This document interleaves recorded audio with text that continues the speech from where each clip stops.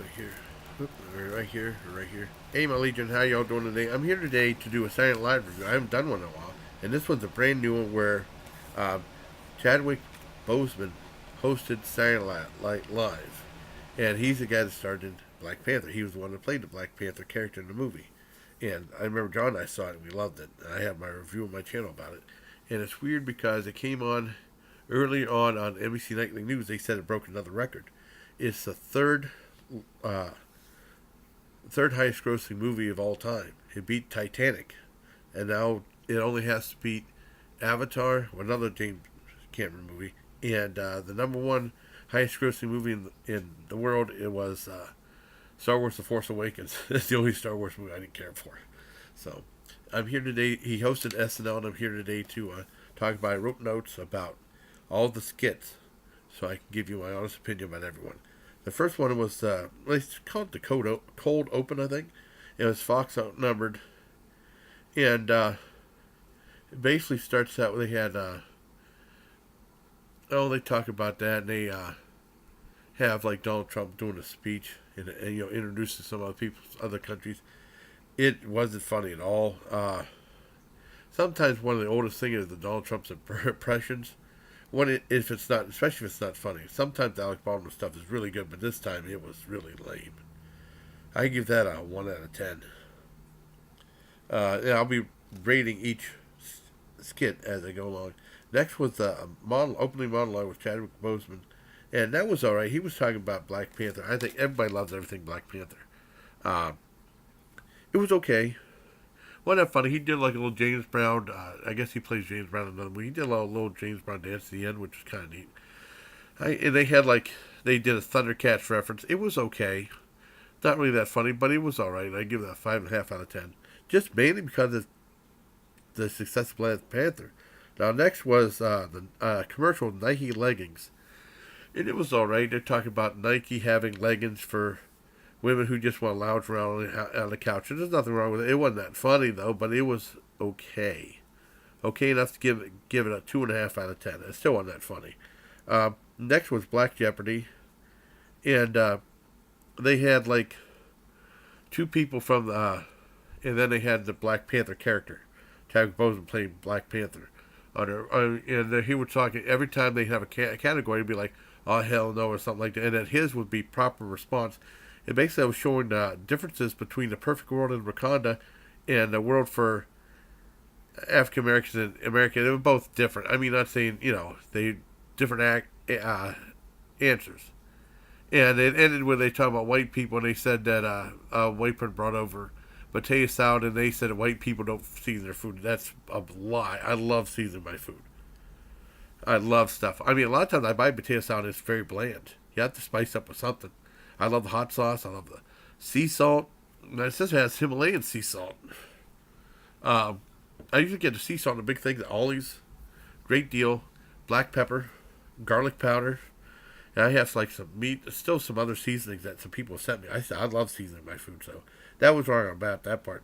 Next was the fertility project about the world's first pregnant man, and they said he was gonna get a C-section, and then this was kind of painful. They said he was gonna give birth through his member, through his urethra, and that they talked about tuliping, and it was very painful. It didn't end anywhere. It didn't really go anywhere, but it was. He had a real cringe factor. That I was like, that would be, and he's going to have triplets.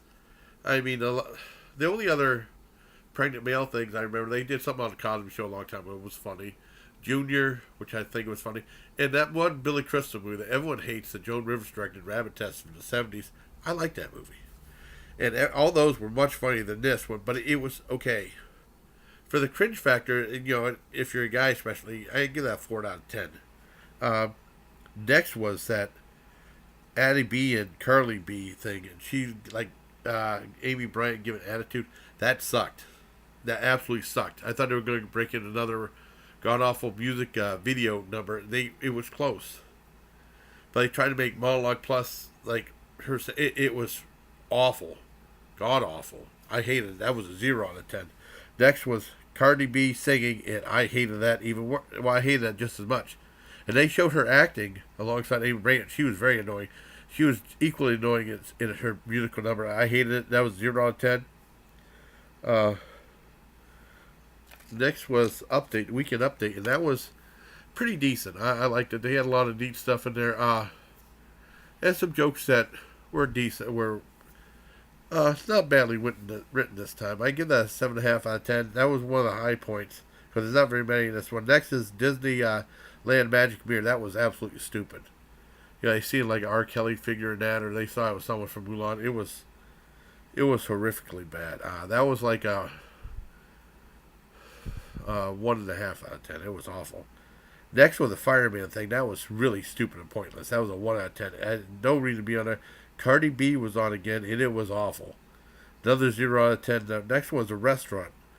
And customers in there called on the manager, and they were singing about it and singing their complaints.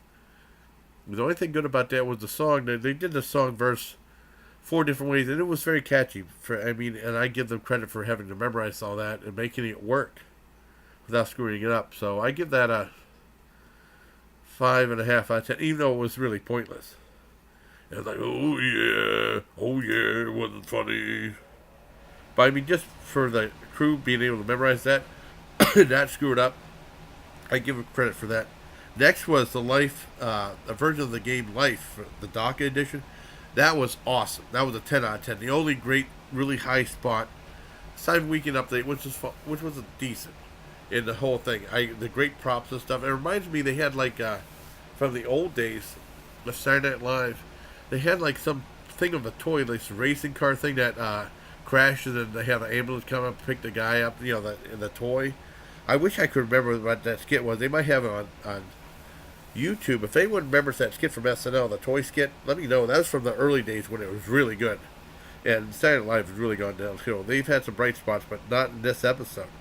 And the last one was the movie theater, and they're talking about people coming out loving the movie. Then they white people doing the Wakanda salute, and they said, you guys shouldn't do that. They offered to say, well, you can. I guess you guys should do it, and that was really pointless. The only good thing about that is if you like Saturday Night Live, they ran over. They ran like a minute over, and then they didn't end their show because they had to have the goodbye thing. They ended the show to like 4 minutes after 1. So that was the only high point on that. Overall, it was an awful, awful show. I give it a 5 out of 10. And basically, the thing to save it was Weekend Update and a Life DOCA thing. Well, let me rephrase. I give it a 4 out of 10 because there were some really parts that really sucked. That was the only good things, though. As a whole, 4 out of 10. So that's been my review of Chadwick Boseman hosting SNL. This just premiered on NBC. I hope you like this video. Until next time, everybody, please, you care about Legion. All right,